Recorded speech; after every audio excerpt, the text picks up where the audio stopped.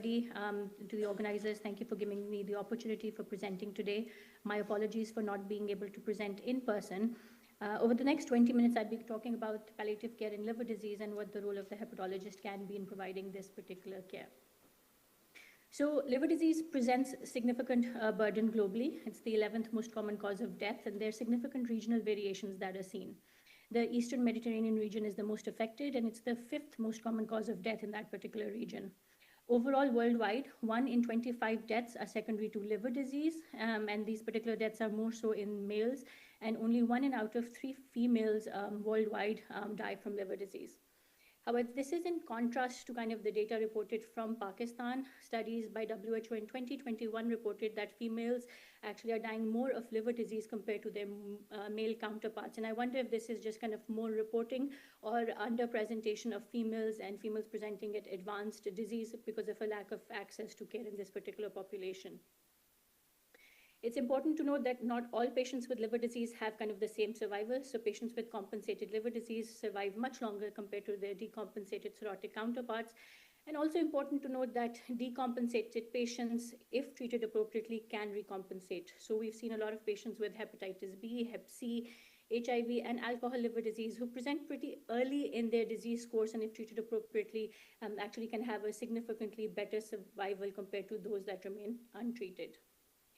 Not everybody, or not every decompensation presents the same way, and patients don't have the same outcomes. So if your patient present with ascites, there's a 20% chance that they're going to die within the next year. But if your patient is presenting with a variceal bleed, there's more than a 50% chance that they're going to die within the next year. So important to kind of understand not just liver disease, but kind of the kind of decompensations that they're presenting with when you're prognosticating your patients. Interestingly, the trajectory for liver disease, especially in decompensated patients, is very different from those with solid cancers. So patients with solid cancers kind of have a slow downward trajectory towards their death, whereas patients with liver disease will have these episodes of decompensation, and then they will get better. And this betterment that they have improves their functional status, but they never go back to their baseline. And so this is kind of something that we see in clinics kind of overall, that you have a slow decline, but you have these episodes where patients get really sick, but then get better. And this provides kind of false hope to the patients and their families every time that they come to the hospital that they're going to get better and that they're going to go home. And this also makes it kind of a little bit difficult to prognosticate patients. And if you prognosticate end-of-life care over here, patients will kind of not have faith in the whole system, and it's then difficult to have these conversations further down the line. What's important to note that liver transplant does offer curative treatment for patients with decompensated liver disease. And I have an issue in this particular diagram that liver transplantation is being offered late in the course of disease. We generally do want to see patients much earlier, and ideally we should be referring patients when they have their first episode of decompensation. Otherwise, something that we're seeing very frequently at PKLI is that patients are referred very late, and we have a very narrow window to transplant them.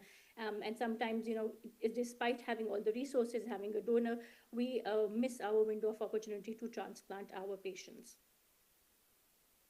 In terms of the burden of decompensated liver disease in Pakistan, this was a good publication recently published in a local journal in Pakistan that looked at kind of the decompensated spectrum. It looked at prevalence, etiology, complications, and mortality. What it showed was, it looked at all of the publications from 2000 to 2023. Data was reported on about 20,000 patients all across from Pakistan. There is a male preponderance, so almost 3 times more male presenting with decompensated liver disease. 1/4 of the population is very young and younger than 40 years of age. 50% of the patients are illiterate. More than 2/3 of these patients reside in urban areas. And not surprisingly, hepatitis C is the most common cause of decompensated liver disease, with 61% of the patients presenting with this particular cause. Hepatitis B, MASLD, and alcohol remain some of the other top etiologies of decompensated liver disease. Not surprisingly, this is something that we see in our clinics as well. Patients are presenting very late. So 50% of the patients when they present have stage C or child class C, liver disease, and only 12% present earlier with child class A cirrhosis. Mortality is surprisingly high in this particular, in our part of the world as well, where 30-day mortality is reported at 22% in this paper, and a one-year mortality of about 50%. So a lot of these patients actually present very late, and so palliative care, in the end, ends up becoming end-of-life care, which is not the same concept as I'll discuss towards the later part of my presentation. So what is palliative care? Palliative care is care that aims to optimize the quality of life and alleviate the suffering of patients with serious illness. Initially, it was thought that palliative care could be provided only to patients who had advanced disease or in which curative intention was kind of not the goal. But now with palliative care services improving across the world, the palliative care services are now also being provided to patients in which you're treating them with curative intent. And who can provide this particular care? It is said that any member of the care team, whether it's a primary hepatologist or a primary care physician, can provide this particular care. And if you have more complex cases, then you can have subspecialty referrals in people who are trained specially to provide palliative care. What exactly do I mean when I say, provide palliative care to patients? So there are 8 domains of palliative care that have been established. And I think we as physicians are very good at looking at the physical aspects and the psychosocial, psychiatric aspects of care. But there are several social, spiritual, cultural, and end-of-life care aspects that kind of get ignored. It's important to note that end-of-life care is not all of palliative care, like I said before. So hospice or end-of-life care is only a particular domain within the palliative care services. Hospice or end-of-life care is offered to patients who have limited life expectancy, and it's generally said to be less than 6 months. Hospice care is goal-directed and kind of only focused at comfort, and there's no associated aggressive medical therapies that can prolong life provided at the same time. However, in palliative care, it can be provided at any stage of liver disease. It's goal-directed, not just for comfort, but other symptoms as well, and other aspects of social care as well. And it can be given at the same time when you're giving aggressive medical care. There is a general lack of palliative care services in Pakistan. According to an atlas of palliative care in the Eastern Mediterranean region, there are about 800,000 patients that are eligible for palliative care in Pakistan, and we're providing care to only less than 1% of these people. When it comes to hospice or palliative care services, we are labeled as a Class 3A nation, meaning we have isolated palliative care provisions rather than it being integrated into our healthcare system. And we are the least favorable in terms of having the lowest patient to facility ratio for end-of-life care, where we're offering only one service to over 160 million people. So definitely services are very, very limited.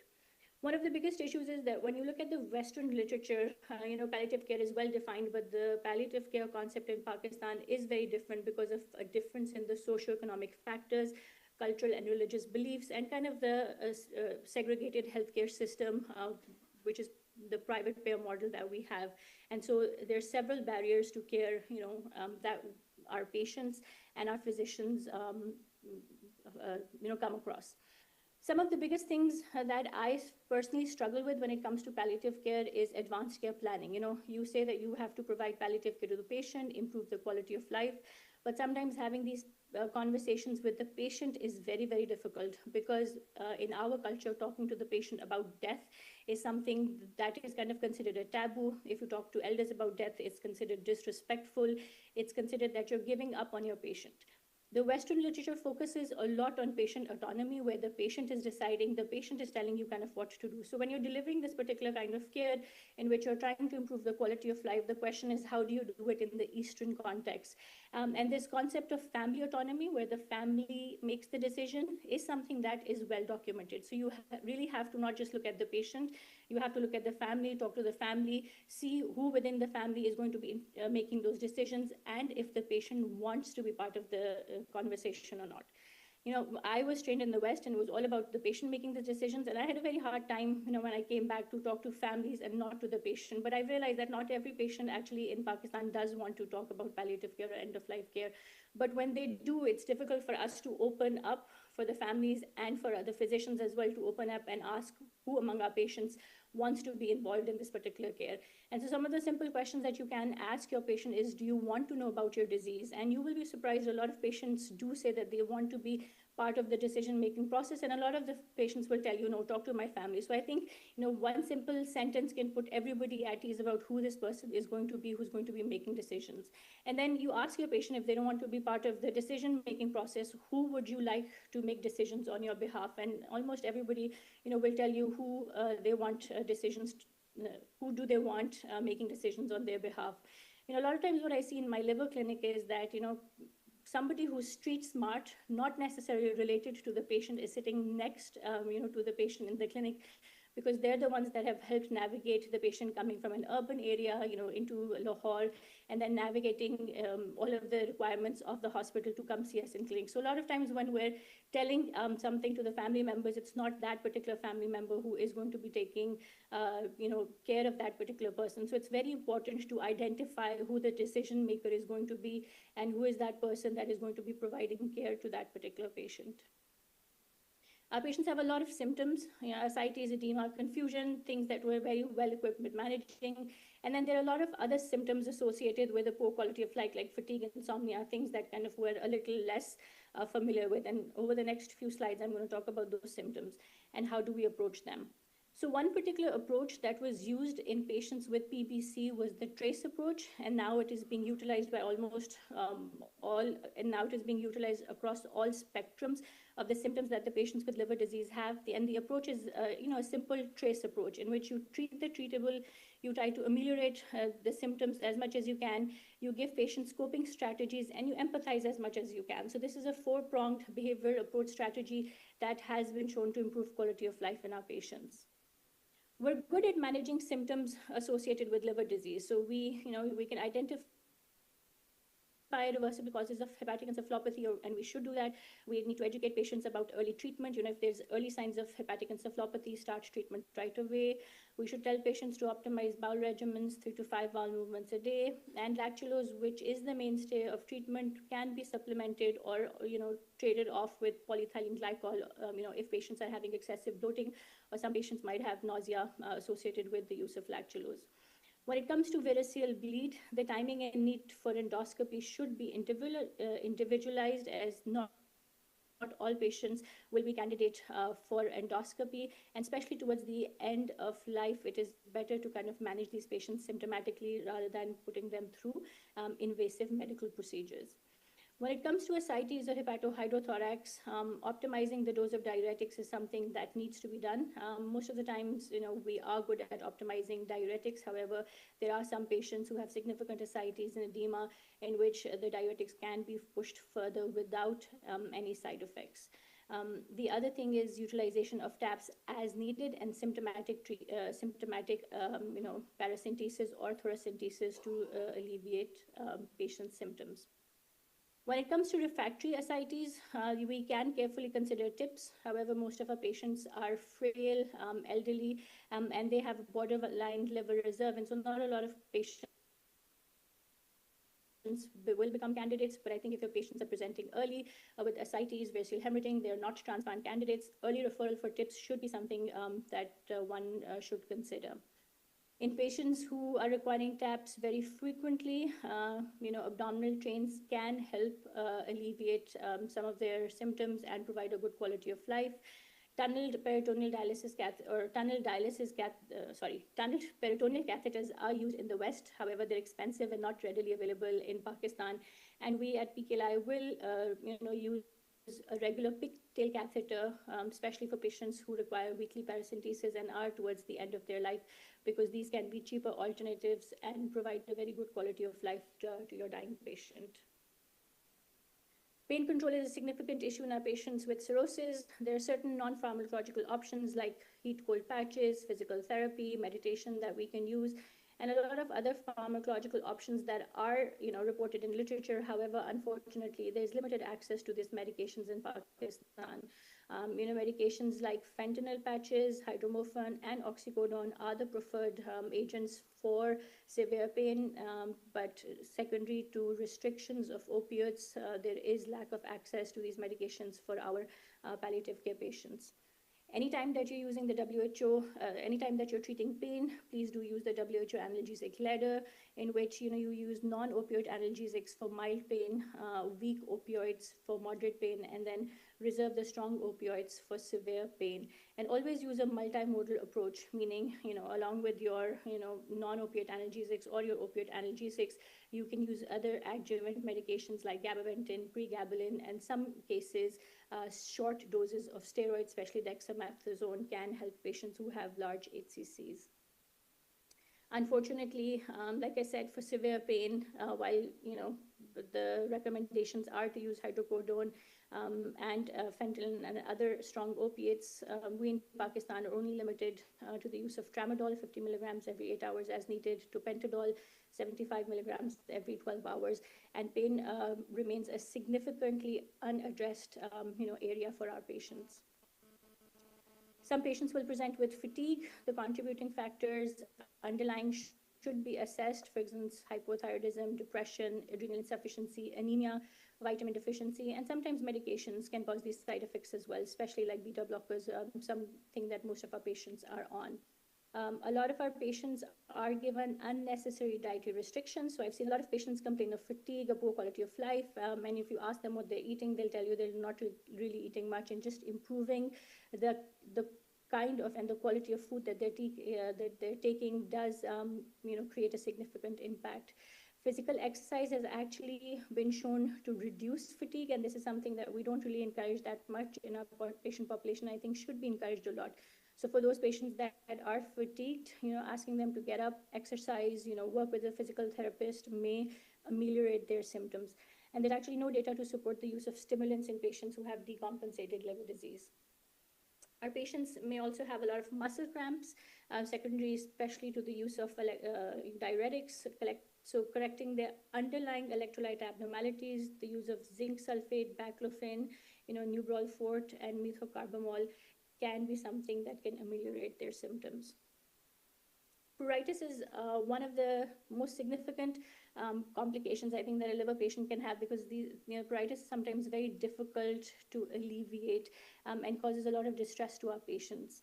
Some non-pharmacological therapies that we can use are moisturizing creams, avoid hot baths and harsh soaps, use a lot of emollients, use loose fitting clothes, and patients can use like cool humidified air if they have access to, to such things. The other pharmacological therapies that can be done are cholestyramine, sertraline, antihistamines can be used with, sleep-associated disturbances as well. And so any of your patients that have pruritus, providing antihistamines, does become a backbone, but can be specifically helpful in patients who have significant sleep disturbances. Moving on from symptoms of the patients, one particular aspect of palliative care is also looking at the caregiver burden.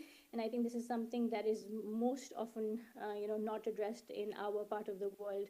Caregivers have a lot of psychological, physical, and financial burdens. They report a lot of stress, anxiety, depression, insomnia, and decreased health-related quality of life. And they have a worse physical health compared to those that do not provide care to patients with chronic illnesses. And a lot of these patients or a lot of these caregivers feel unprepared. They are unprepared to provide physical care. They're unprepared for medical management and especially transportation of the patient to and fro the hospital. And the question is, how can one help the caregiver?